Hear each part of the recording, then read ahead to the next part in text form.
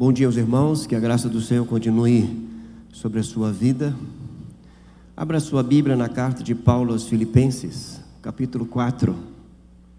O texto é conhecido e por isso eu peço e preciso da sua atenção. Se o Senhor permitir, em dezembro deste ano, vou completar 10 anos aqui, uma nomeação que tem se estendido, né? Os irmãos têm me suportado. E eu lembro que a primeira vez que eu ministrei esse texto foi numa quarta-feira à tarde aqui. E ao longo desses quase 10 anos, eu acho que essa é a quinta vez que eu vou falar nesse texto. A repetição é uma didática divina, né? No ensino, na instrução.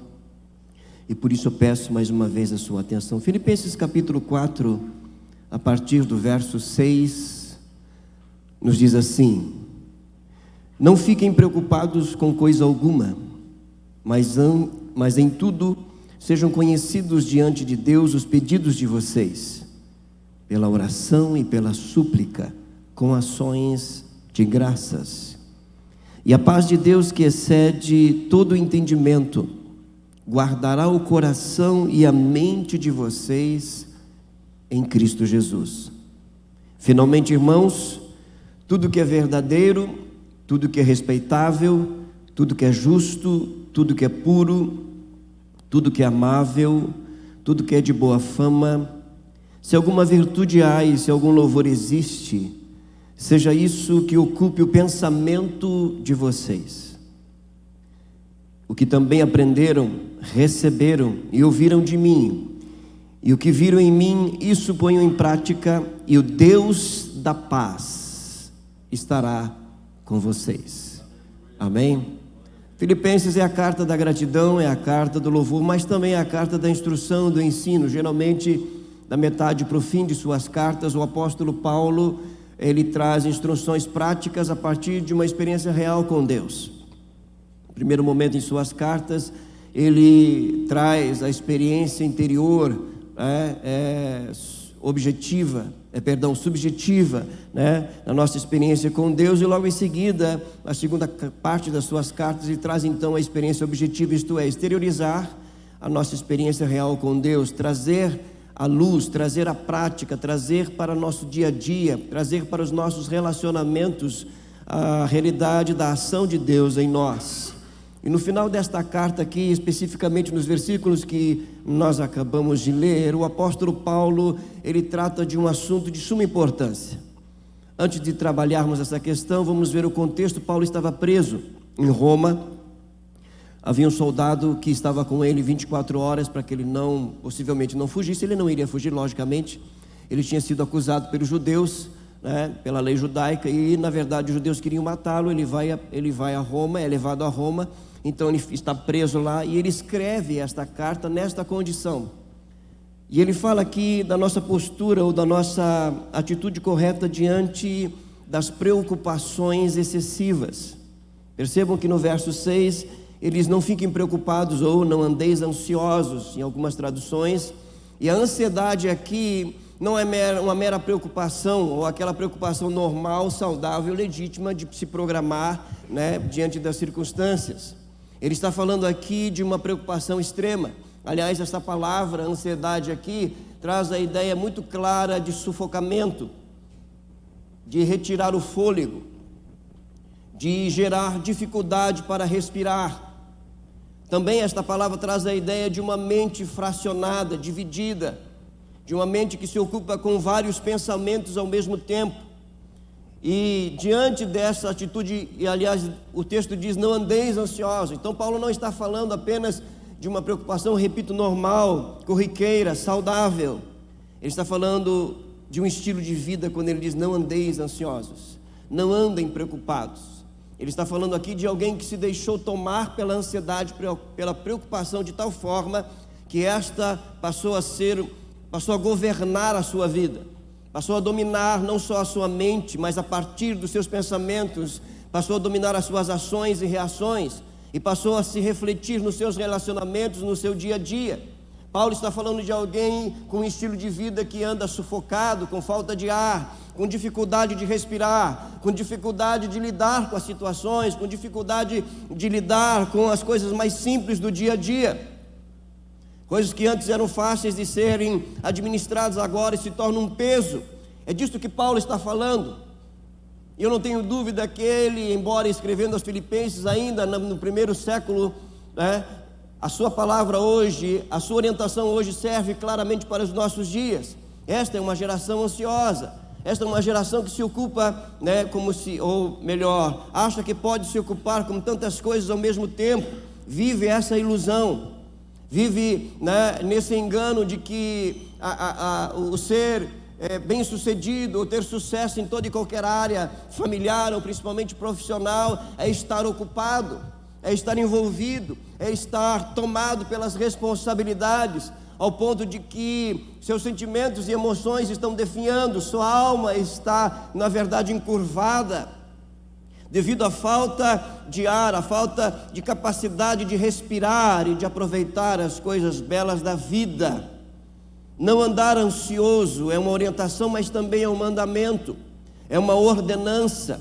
Repito aqui que Paulo não está falando de uma ansiedade meramente comum e natural e até mesmo saudável, de alguém que se programa, de alguém que se organiza, de alguém que se prepara para as realidades e para as demandas da vida. Ele está falando de alguém que está definhando no seu interior, que por fora é, na verdade, admirado por muitos, pelas suas realizações, pelas suas muitas responsabilidades e tarefas, pela sua capacidade de administrar várias situações ao mesmo tempo, mas que no seu mundo interior está só, totalmente fragilizado, não vê a hora de parar. Ansiedade, preocupações em demasia, pensamentos que projetam a alma para horas, dias, semanas, meses e anos que ainda não chegaram e talvez não venham chegar. Estudos dizem que 99% das nossas preocupações, em pensar que elas vão se concretizar, elas jamais vão se realizar. E nós vemos uma geração. Eu fiquei espantado poucos dias atrás de alguém que pediu oração por um menino de 8 anos. Qual o problema? Ansiedade. 8 anos. Uma geração que tem nas suas mãos mais informações em minutos e horas do que o próprio César no seu tempo. Informações de áudio e vídeo que a mente humana não foi programada para receber. Ela não foi programada para isso.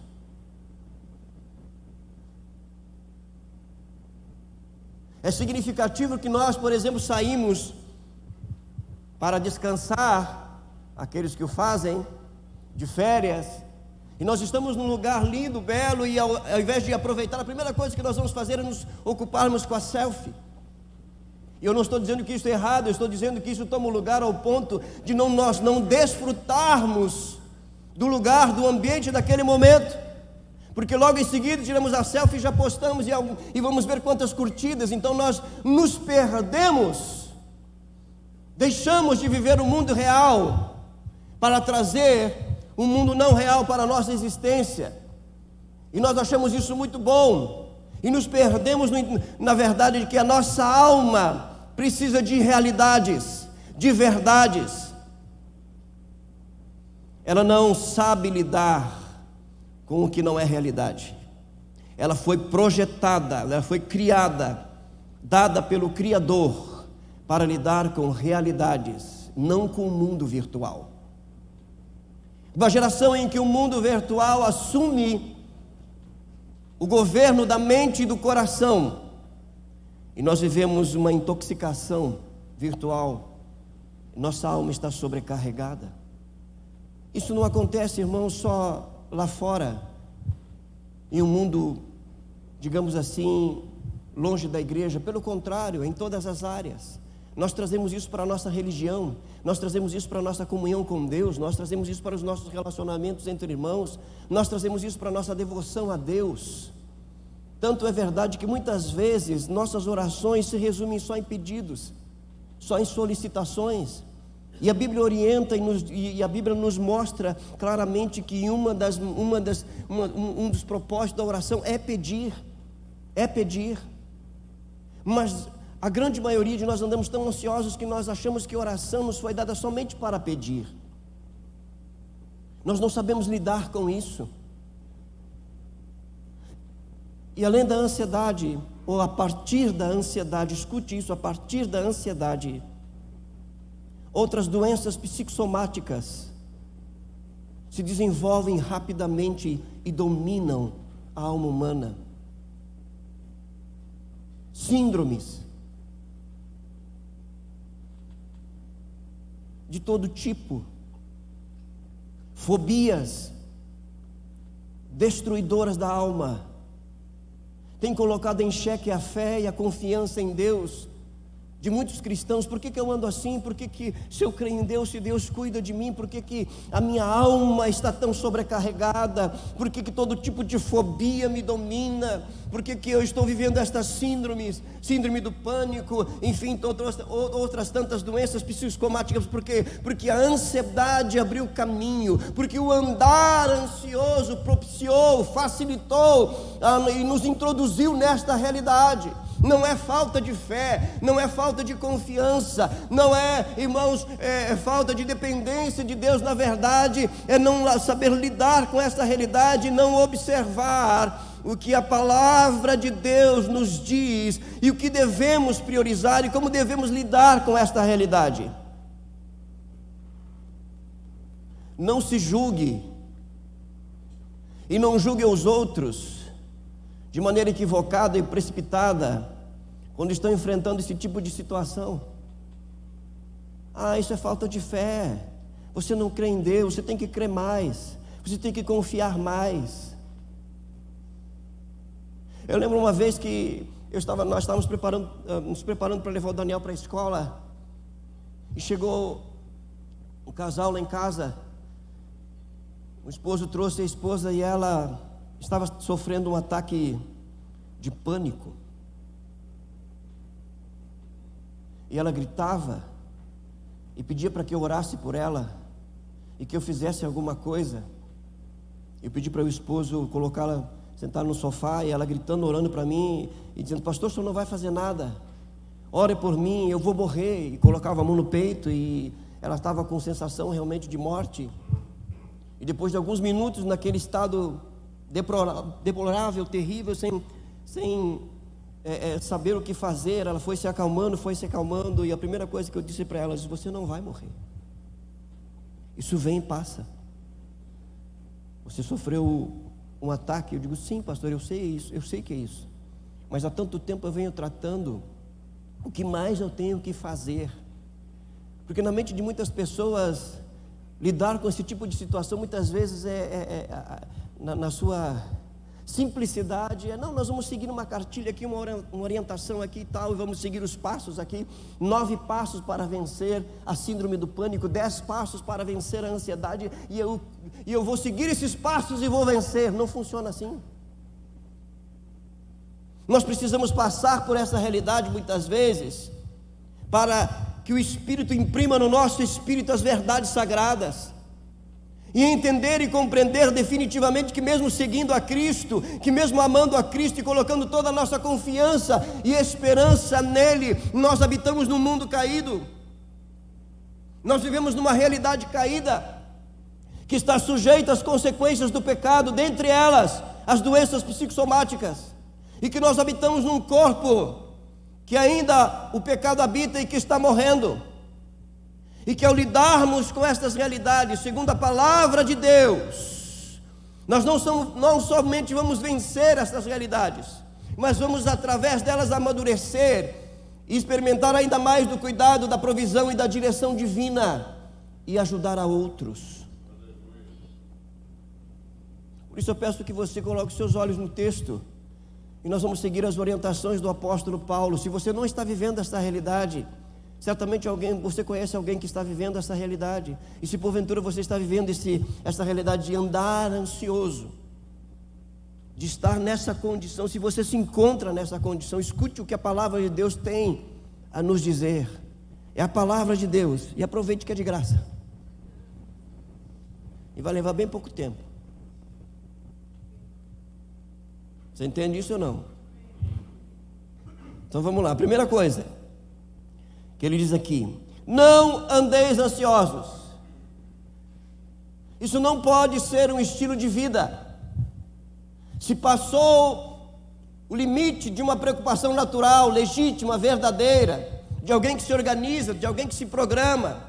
Como é que eu sei que passou o limite, pastor? Quando passou a me dominar, quando passou a me deixar enfermo, quando começa a desestruturar a minha realidade interior, quando a minha mente só se ocupa com isso e nada mais. Eu saio dessa realidade, mas a minha mente permanece lá. Quando os meus relacionamentos começam a se deteriorizar, quando a minha alma começa a ser fragilizada e eu me torno sensivelmente, muito sensível para as coisas nocivas da vida, passei o limite. Estou andando ansioso. Eu não falo, eu não penso em outra coisa.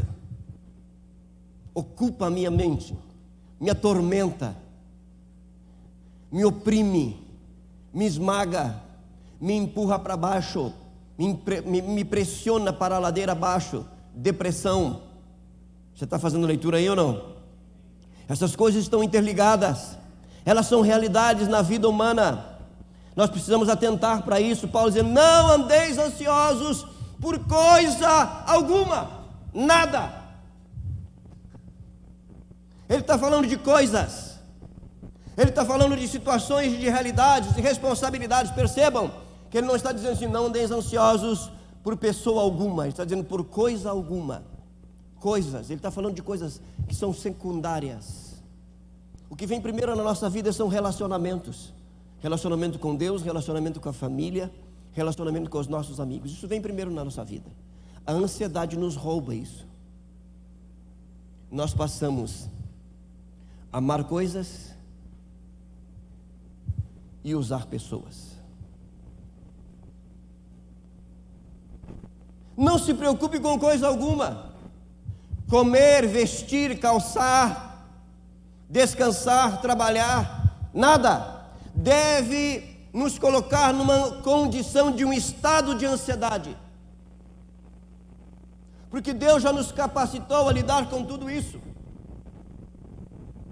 Nós temos que colocar as coisas nos seus devidos lugares. O meu trabalho não vem em primeiro lugar na minha vida, senão ele vai me destruir. E não é ele, é a minha atitude em relação a ele, porque o trabalho que eu tenho foi Deus que me deu. Aleluia. Glória a Deus. Minhas responsabilidades não estão em primeiro lugar na minha vida, e Deus me capacitou a lidar com cada uma delas. O que vem em primeiro lugar na minha vida, meu relacionamento com Deus, relacionamento com a família, é dádiva divina. Pessoas.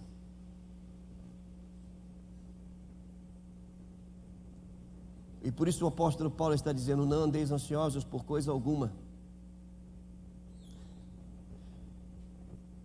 Eu já conversei com pais que de tão ausentes em casa, devido ao trabalho, às responsabilidades, para trazer o sustento, eu não tenho tempo. Eles trocavam o nome dos filhos. Não sabiam quem era quem, nem eram gêmeos. Tal era o estado e a condição. A ausência. Aí alguns queriam tentar compensar com presentes. A tentativa de compensar com presentes evidencia a ausência no relacionamento familiar. E isso é totalmente destrutivo, nocivo. Você não tem ideia. E por isso Paulo está dizendo: não andeis ansiosos por coisa alguma, por nada. Mas como é que eu faço isso? Como é que eu vivo essa realidade? Como é que eu não deixo a ansiedade, a preocupação se tornar um estilo de vida? Em primeiro lugar, Paulo então diz assim: Não andeis ansiosos, não fiquem preocupados com coisa alguma, mas em tudo sejam conhecidos diante de Deus as vossas petições. Todas estas coisas, todas elas, devem se tornar conhecidas diante de Deus, não pela sua onisciência, porque Ele conhece todas essas coisas. Nós devemos colocar diante de Deus, apresentá-las diante de Deus, colocá-las diante de Deus. Não é apresentá-las simplesmente para informar Deus, porque Ele já sabe. A oração é um dos meios principais em que nós demonstramos a nossa dependência de Deus. Quando oramos, quando colocamos, quando apresentamos diante de Deus, quando pedimos, nós estamos dizendo para Deus, não só com palavras, mas com a nossa atitude, que nós dependemos dEle. Agora escute, quando eu e você não oramos, nós também estamos falando para Deus que nós não dependemos dEle, que nós não precisamos dEle, que nós vamos resolver do nosso jeito, da nossa maneira. Se eu precisar, eu vou orar. Não dá para lidar com a oração como se fosse uma prática comum, irmãos.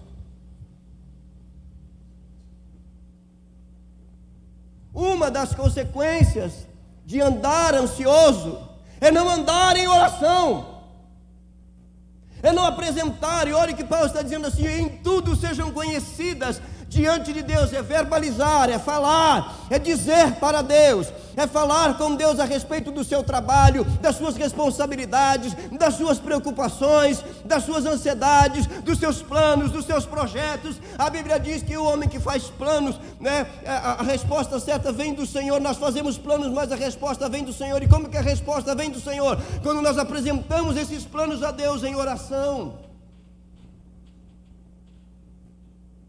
Os cientistas descobriram que as pessoas que mais se ocupam com orações, com devoções, são as menos propensas a doenças cardíacas e psicossomáticas. É uma grande descoberta, com certeza, já está aqui. E não existe uma terceira opção. Ou nós nos ocupamos com Deus, ou nos ocupamos com as nossas responsabilidades e com as nossas demandas e definhamos. Antes, mas acima de tudo, tornem conhecidas diante de Deus as vossas petições, as vossas necessidades, as vossas realidades. Apresente diante de Deus. É Ele que tem que vir primeiro. Se nós tivermos que nos ocupar com alguém, é com Deus que nós temos que nos ocupar, irmãos, e com as coisas de Deus, apresentando a Ele toda a nossa realidade. E aí Paulo, na sua didática inspirada pelo Espírito, ele diz assim: não andeis ansiosos por coisa alguma, mas em tudo sejam conhecidos diante de Deus os vossos pedidos pela oração, súplica com ações de graças.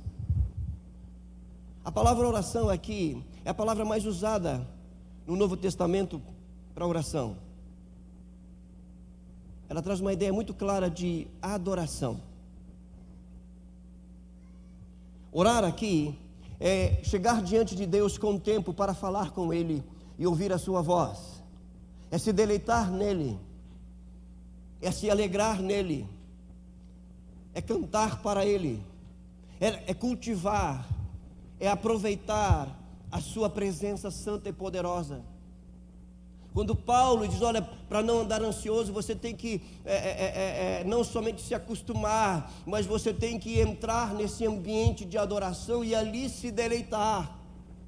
Isso deve vir antes das suas responsabilidades, isso deve vir antes das suas demandas, isso deve vir antes dos seus relacionamentos. E quando você fizer isso, você entrar neste lugar para adorar, para contemplar a beleza, a formosura, a grandiosidade, a majestade do Criador, tua alma será revigorada, teu espírito será fortalecido, e você sairá dali revigorado para lidar com as demandas, com as responsabilidades, com seus relacionamentos, porque Deus é fonte de vida, fonte de graça e de toda capacitação.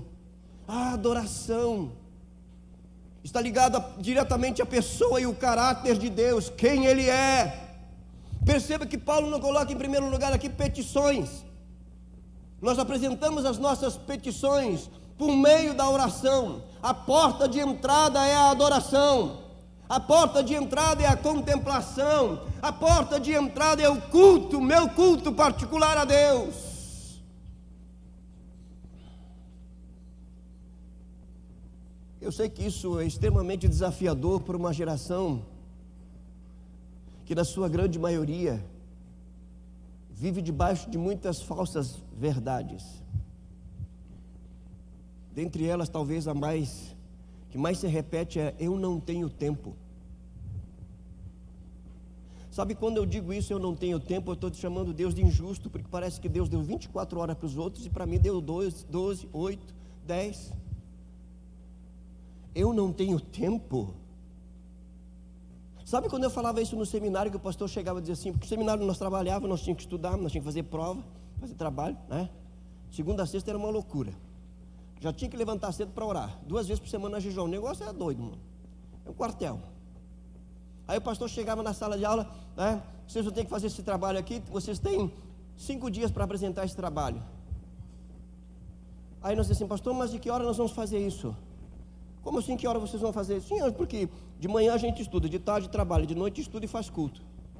O que vocês fazem da meia-noite às 6? A gente dorme, então não dorme e faz o trabalho.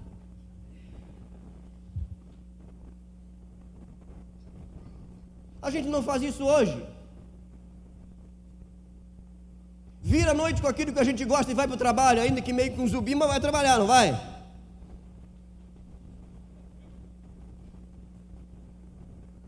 É uma questão de escolha, de investir tempo com Deus. Não é falta de tempo.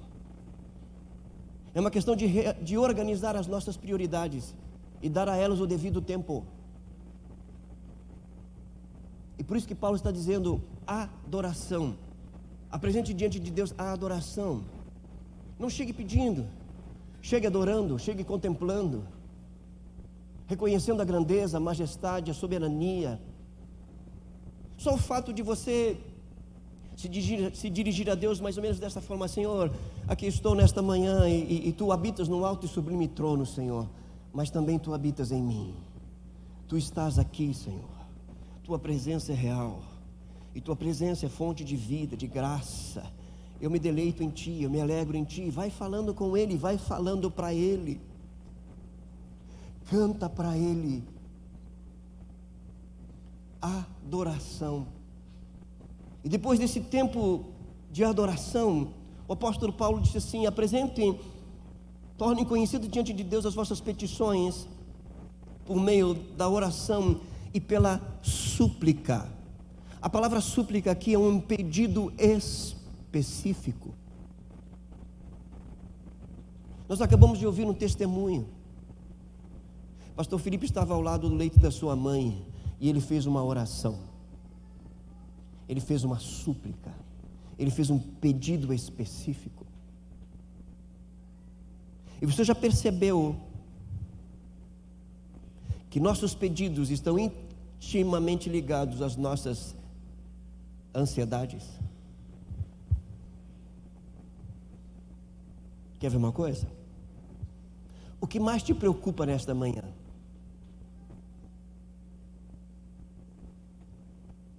Se você tornar essa preocupação em um pedido específico, você não vai andar ansioso.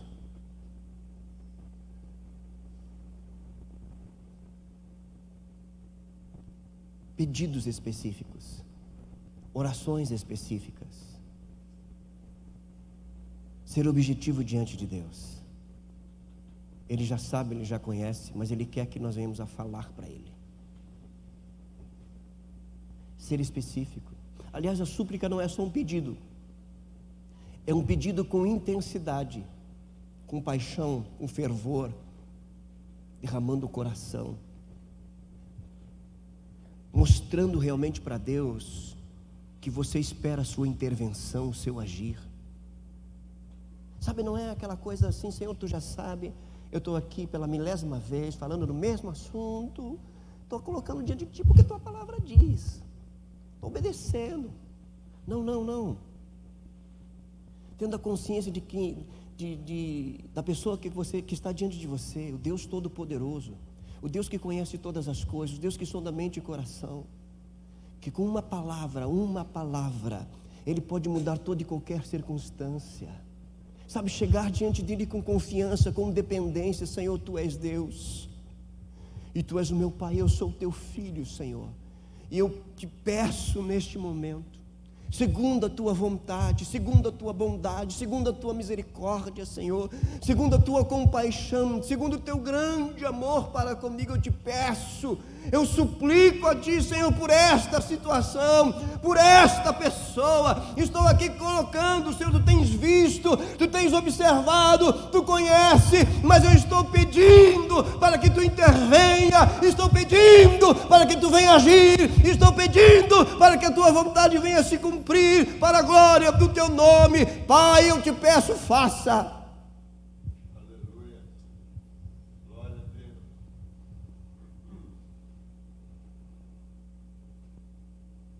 Todas as preocupações que nos tiram o sono, elas só nos tiram o sono porque não foram deixadas diante do trono da graça.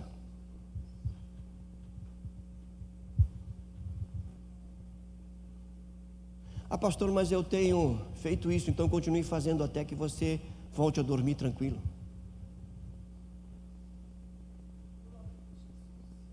Quer ver um exemplo? Jesus no Getsêmani foi orar, Ele ia para a cruz, foi orar: Pai, se possível afasta de mim esse cálice. Foi orar. Quando voltou, os discípulos estavam dormindo, falou, deu uma palavra ali, né? Deu uma chamada, voltou para orar, a mesma coisa, Pai, se possível. E o texto diz que ele, com intensidade, derramando o seu coração, Lucas, o médico, vai dizer que o seu suor se tornou em gotas de sangue, tamanho no peso, as emoções, os sentimentos, ele derramando o seu coração diante do Pai. Aí ele volta, os discípulos estão dormindo de novo, porque o Getsêmani era para Jesus, não era para os discípulos. Ele volta pela terceira vez. Aí o texto sagrado vai dizer que ele ora com intensidade e derrama o seu coração diante de Deus. E aí então sim, ele se levanta para ir para a cruz, porque somente na terceira vez ele na verdade percebeu, viveu como homem a realidade de Deus ter não somente ouvido, mas respondido a sua oração. Ele não parou na primeira nem na segunda, ele parou só depois que ele percebeu, ele viveu essa experiência.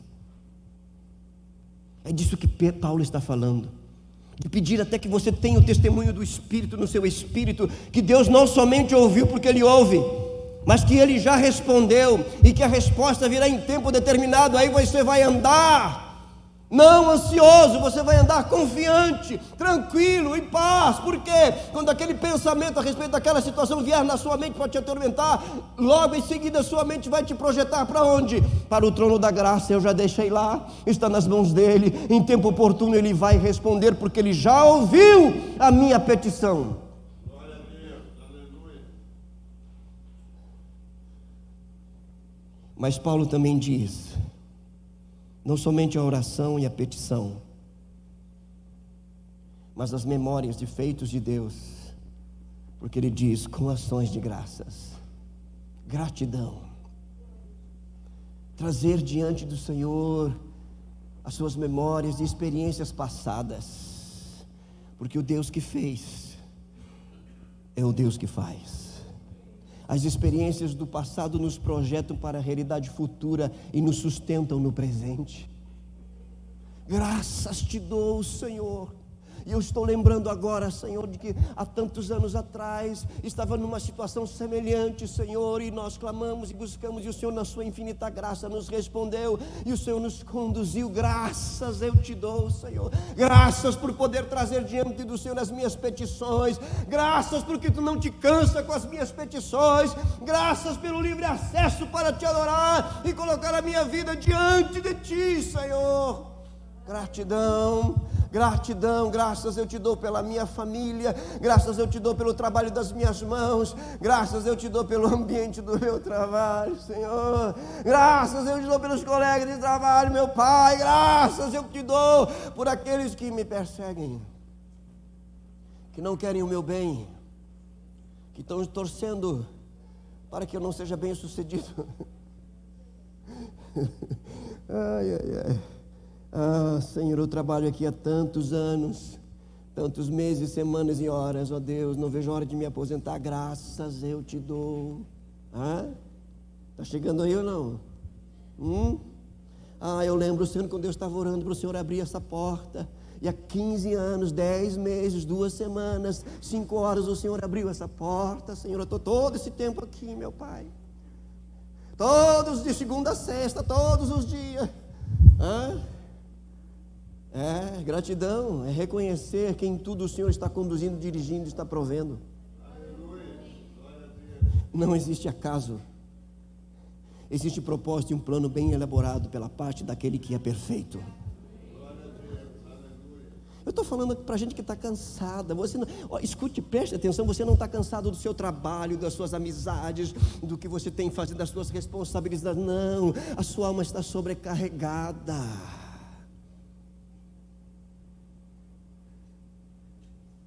Eu nem acredito que eu vou dizer isso, mas não são pessoas que nos cansam.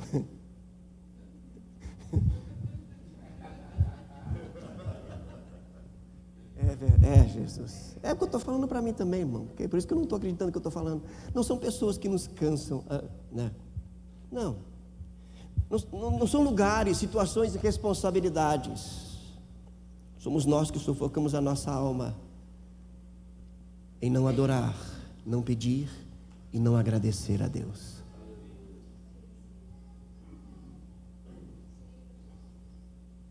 E aí então, o resultado disso, meu tempo já está terminando, eu precisava chegar até o versículo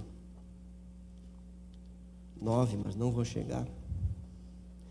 O texto diz assim: e a paz de Deus. A paz de Deus é um antídoto suficiente para toda e qualquer ansiedade. Não é a paz da religião, irmãos. Não.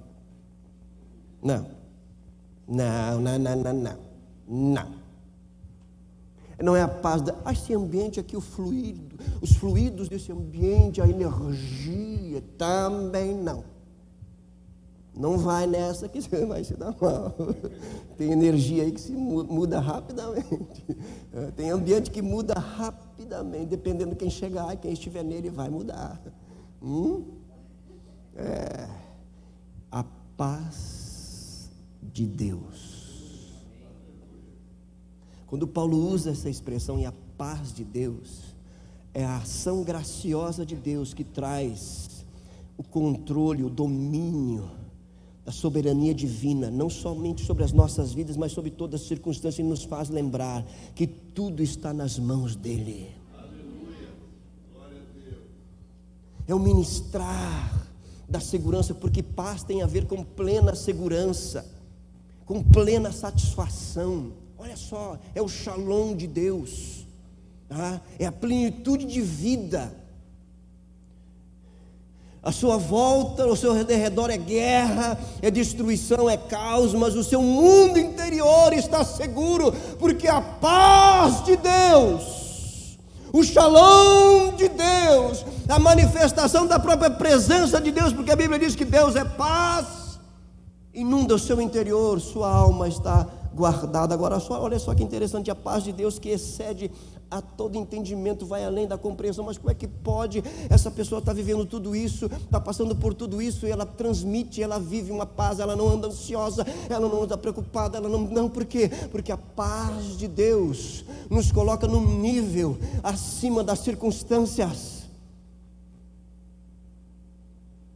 Entenda isso, é sobrenatural, a fonte é divina, não é humana, não é psicológica, não, é divina. E a paz de Deus, que excede a todo entendimento, diz o texto, guardará o coração e a mente de vocês em Cristo, na pessoa de Jesus. É interessante aqui porque Paulo usa essa expressão de um termo militar. O verbo guardar aqui é colocar sentinela, é estabelecer vigilância. É um termo militar. Ele diz que a paz de Deus, quando eu adoro, quando eu peço, quando eu agradeço, a paz de Deus se estabelece como um sentinela onde? No meu coração, no meu homem interior e na minha mente. O maior campo de batalha do homem é a mente. As minhas atitudes, ações e reações, eu venço primeiro na mente. Porque o que domina o meu pensamento controla as minhas ações, as minhas atitudes. O que envolve e alimenta as minhas emoções impulsiona a minha maneira de agir.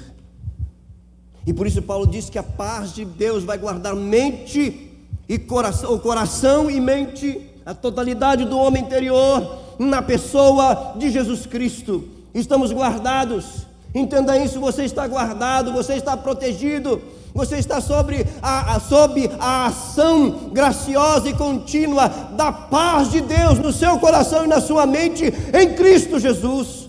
Aleluia. Glória a Deus. E aí então Paulo diz, finalmente, irmãos, porque não é só orar, é ocupar a mente. Verso 8: tudo que é verdadeiro, respeitável, justo, puro, amável, é de boa fama, tem alguma virtude, algum louvor, seja isso que ocupe o vosso. Irmãos, a mente precisa de um governo. Se nós não governarmos, ela vai buscar um governo. Escute isso.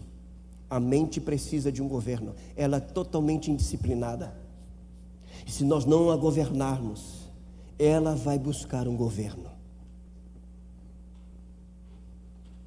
E Paulo diz que nós temos que ocupar a nossa mente com coisas que vão promover a adoração, a petição e a gratidão. Não pode ter mentira, porque tudo que é verdadeiro deve ocupar a nossa mente. Não pode ser pensamentos que geram desrespeitos, porque tudo que é respeitável, tudo que é justo, não pode ter pensamento de injustiça. Tudo que é justo, tudo que é puro, não pode ter impureza, porque tudo isso vai contaminar o nosso mundo interior, e isso vai ser exteriorizado, em algum momento, em alguma hora, vai ser exteriorizado. E por isso que eu tenho que assumir o controle da minha mente e ocupar a minha mente com tudo aquilo que procede da presença da pessoa de Deus, tudo aquilo que glorifica a Deus. Eu sou responsável pelos meus pensamentos. Alguém já disse que pensamentos são como pássaros. Eu não posso impedir que eles voem sobre a minha cabeça, mas posso impedi-los de fazer ninhos na minha cabeça. Aleluia. Escute que toda ação e reação começa num pensamento. Toda palavra proferida, ela tem origem em um pensamento. Daí a importância que Paulo usa em relação à mente. O que ocupa a nossa mente nos governa, nos leva a tomar decisões e fazer escolhas. Mas não somente ocupar a mente e orar, mas a nossa prática de vida, a partir de referências que Deus estabeleceu em nossas vidas. Eu não posso me deter aqui, mas caminhando para o final, quando o pastor diz assim, estou caminhando para o final, ele vai falar mais 40 minutos. Você está rindo, né? Diz assim, o verso 9: o que também aprenderam, receberam e ouviram de mim, e o que viram em mim, isso ponham em prática. Não basta saber, não basta conhecer. Isso eu já ouvi, eu já sei, já li sobre isso, já. Eu já vi fulano fazer também, já. Eu só ouvi e vi. Mas fazer eu não estou fazendo ainda não. Estou me programando. Estou me organizando para fazer. Até quando? Sabe o que nos leva ao crescimento e à maturidade? Não é o tempo. Tem gente que tem tempo. E bastante tempo. Eu já estou com um tempo bem razoável. Já não sou mais aquele menino.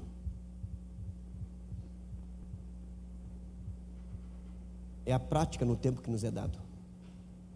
É praticar. É praticar a adoração, é praticar a súplica, é praticar a gratidão, é praticar ocupar a mente com coisas que edificam. Agora olha só, ninguém pratica sozinho. Nós precisamos de referências. Paulo disse: o que vocês viram em mim, o que eu passei, ensinei, o que vocês viram em mim. Será que nós não temos ninguém a imitar? Eu só sigo Jesus, pastor. Eu só sigo Jesus. Jesus é a minha... Jesus é a nossa referência. Agora, onde está Jesus aqui, irmão? Você está vendo Jesus aqui? Uma vez eu fiz uma pergunta, estava pregando lá numa outra igreja lá, estava pregando e a irmã, está aqui, pastor. Está aqui aonde, irmã? Só a irmã está vendo Jesus. Ninguém mais. Ou nós estamos todos cegos aqui, ou a irmã está tendo viagem.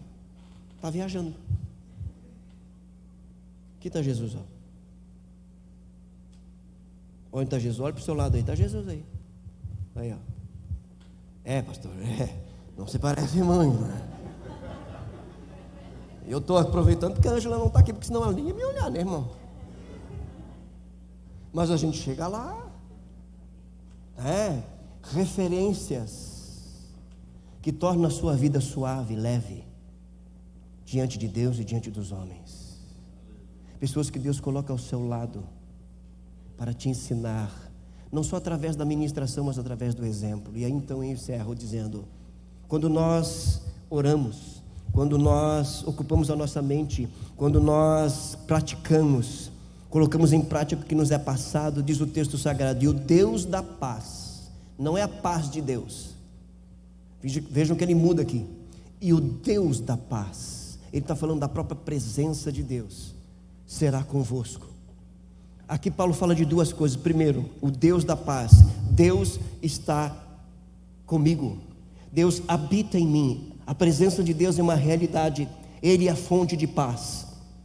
Estou seguro. Devo andar tranquilo, seguro, não ansioso. Mas quando ele fala também, o Deus da paz será convosco, é que a ação de Deus está a meu favor. O agir de Deus está em meu favor. Eu acabei de pedir, eu acabei de colocar diante de Deus, eu acabei de agradecer e trazer à memória os seus feitos. Então o seu favor, o seu agir está a meu favor, porque Ele é o Deus da paz.